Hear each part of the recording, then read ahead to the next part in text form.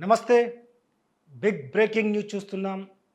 విశాఖ స్థానిక సంస్థల ఎమ్మెల్సీ ఎన్నికకు సంబంధించి బొత్స సత్యనారాయణకు రూట్ క్లియర్ అయింది. దాదాపు ఆయన ఏకగ్రీవంగానే గెలవబోతున్నట్లు కూడా మనకు స్పష్టమైన సమాచారం ఉంది.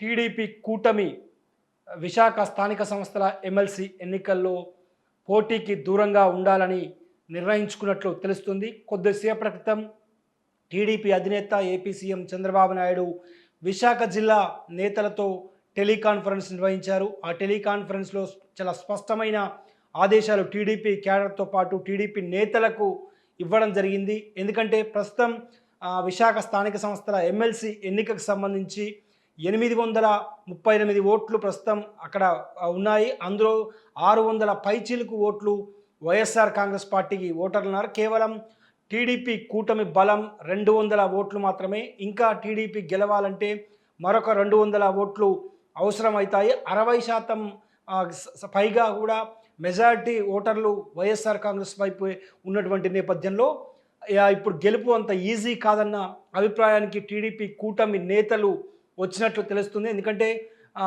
అంటే పోటీ చేసి పరువు పోయే బదులు పోటీ చేయకుండా తమకు బలం లేదు కాబట్టి తాము పోటీ చేయలేదని కూడా చెప్పుకునేటువంటి అవకాశం ఉంటుంది. కాబట్టి పరువు నిలబెట్టుకోవాలనే కూటమి నేతలు భావించారు. ముందు నుంచి కూడా అంటే నోటిఫికేషన్ విడుదలైన నాటి నుంచి కూడా విశాఖ స్థానిక సంస్థల ఎమ్మెల్సీ ఎన్నికల్లో ఖచ్చితంగా తాము పోటీ చేసి తీరుతాము, పోటీ చేసి గెలుస్తామని కూడా టీడీపీ అదేవిధంగా బీజేపీ జనసేన నేతలు పదే పదే వైసీపీపై కవ్వింపు చర్యలకు పాల్పడుతూ వచ్చారు. ముందు నుంచి కూడా టీడీపీ నుంచి మాజీ ఎమ్మెల్యేలు గండి బాబ్జీ కావచ్చు, పీలా గోవింద్ సత్యనారాయణ కావచ్చు, వీళ్ళిద్దరు కూడా టీడీపీ నుంచి పోటీ పడ్డారు. అదేవిధంగా వీళ్ళు వెనక్కి తగ్గిన తర్వాత జనసేన నుంచి అంటే దిలీప్ చక్రవర్తి అని అనకాపల్లి ఎంపీ టికెట్ ఆశించినటువంటి ఒక వ్యాపారవేత్తను తెరపైకి తీసుకొచ్చారు. టీడీపీకి సంబంధించినటువంటి ఎమ్మెల్యేలు విశాఖ జిల్లా వ్యాప్తంగా ఉన్నారు. మరోవైపు అనకాపల్లి ఎంపీగా ఉన్నటువంటి సీఎం రమేష్ బీజేపీ నేత, ఆయన ఈ అంటే విశాఖ స్థానిక సంస్థల ఎమ్మెల్సీ ఎన్నికను ప్రతిష్టాత్మకంగా తీసుకున్నారు. అయినప్పటికీ కూడా ప్రయోజనం లేకుండా పోయింది. ఎందుకంటే వైఎస్ఆర్ కాంగ్రెస్ పార్టీ అధినేత వైఎస్ జగన్ స్ట్రాటజీ ముందు టీడీపీ కూటమి నేతల ప్లాన్ వర్కౌట్ కాలేదని చెప్పుకోవచ్చు. ఎందుకంటే ముందు నుంచి కూడా వైసీపీలో కూడా ఎందుకంటే వైసీపీ లో ఉన్నటువంటి వంశీకృష్ణ ఇక్కడ ఎమ్మెల్సీగా ఉన్నారు. ఇక్కడ రిజైన్ చేసి ఆయన జనసేనలోకి వెళ్ళి అక్కడ ఎమ్మెల్యేగా గెలుపొందారు. సో ఇటువంటి పరిణామాల నేపథ్యంలో తమ సిట్టింగ్ సీట్ కాబట్టి ఖచ్చితంగా సిట్టింగ్ సీట్ను కాపాడుకోవాలని జగన్మోహన్ రెడ్డి చాలా వ్యూహాత్మకంగా అడుగులు వేశారని చెప్పుకోవచ్చు. ఘోర ఓటమి తర్వాత ఖచ్చితంగా ఈ ఎమ్మెల్సీ ఎన్నికల స్థానాన్ని గెలిచేందుకు కూడా ఆయన పావులు కదిపారు. అందులో భాగంగా విశాఖ జిల్లా వ్యాప్తంగా ఉన్నటువంటి జడ్పీటీసీలు, ఎంపీటీసీలు, కార్పొరేటర్లు, కౌన్సిలర్లతో పాటు ఆ పార్టీ నేతలందరితో కూడా వైఎస్ జగన్మోహన్ రెడ్డి సమావేశం నిర్వహించారు. మాజీ మంత్రులు గుడివాడ అమర్నాథ్ కావచ్చు, బూడి ముత్యాల నాయుడు కూడా సీట్ను ఆశించినప్పటికీ కూడా ఖచ్చితంగా టీడీపీ ప్రలోభాలకు పాల్పడుతుంది. ఫిరాయింపులకు కానీ బెదిరింపులకు కానీ పాల్పడేటువంటి అవకాశం ఉన్నటువంటి నేపథ్యాన్ని ఆయన పార్టీ నేతలకు వైఎస్ జగన్మోహన్ రెడ్డి తాళపల్లిని తన నివాసంలో గుర్తు చేశారు. 2 సార్లు వాళ్ళతో సమావేశం నిర్వహించి ఏకాభిప్రాయం ద్వారా ఉత్తరాంధ్రలో బలమైన సామాజిక వర్గం, బలమైన కుటుంబ నేపథ్యం ఉన్నటువంటి సీనియర్ నేత బొత్స సత్యనారాయణను రంగంలోకి దింపారు. అయితే బొత్స సత్యనారాయణ సీన్లోకి వచ్చిన తర్వాత పూర్తిగా అంటే టీడీపీ కూటమి వ్యూహాలు చెల్లాచెదరాయని చెప్పుకోవచ్చు. అయితే గుడివాడ అమర్నాథ్ కానీ, గండి బాబ్జీ కానీ వీరు అంటే బూడి ముత్యాల నాయుడు కావచ్చు, వీళ్ళలో ఎవరు పోటీ చేసినా కూడా గెలుపు నల్లేరు మీద నడకే అని భావించారు.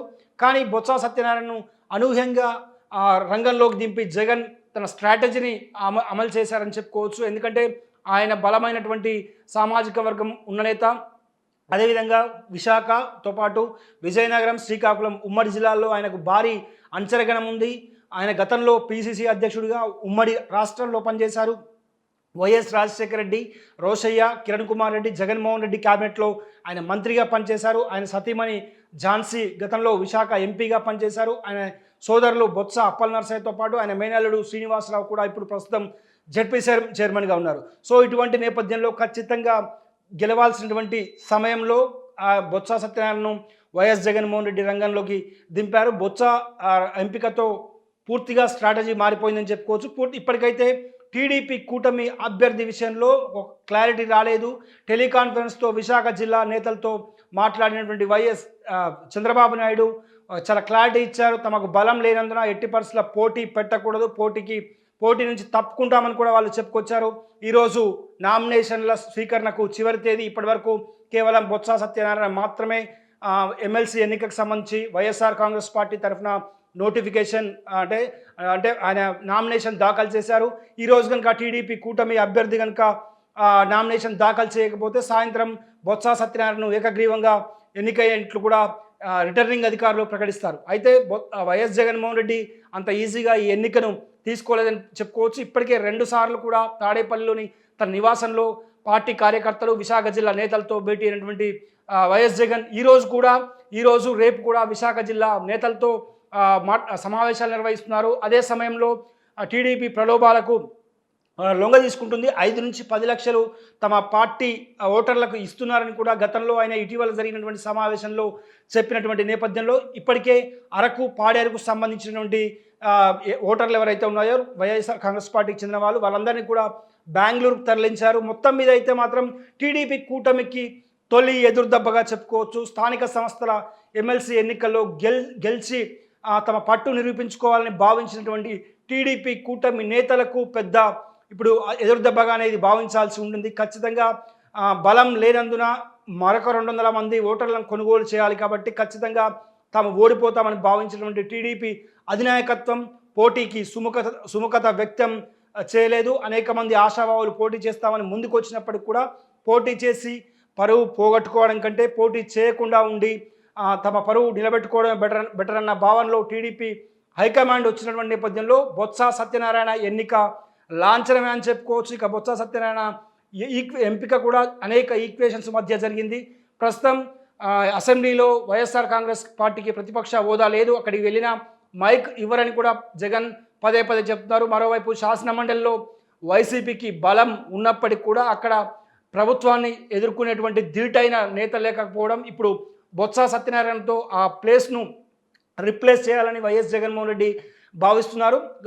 ఎన్నిక కనుక అంటే పూర్తయితే బొత్స సత్యనారాయణకు శాసనమండలిలో వైఎస్ఆర్ పార్టీ కాంగ్రెస్ పక్ష నేతగా కూడా ఆయనను నియమించబోతున్నారు కూడా వార్తలు వినిపిస్తున్నాయి. అదే కనుక జరిగితే శాసనమండలిలో టీడీపీ కూటమికి తిప్పలు తప్పవని చెప్పుకోవచ్చు. ఎందుకంటే సుదీర్ఘ రాజకీయం అనుభవం ఉన్నటువంటి బొత్స సత్యనారాయణ శాసనమండలిలో ఖచ్చితంగా ప్రభుత్వాన్ని ఇరుకున పెట్టేలా ప్లాన్ చేసుకునేటువంటి అవకాశాలు ఉన్నాయి. మొత్తం మీద మాత్రం గత వారం రోజుల సస్పెన్స్కు తెర దించింది అని చెప్పుకోవచ్చు టీడీపీ కూటమిని.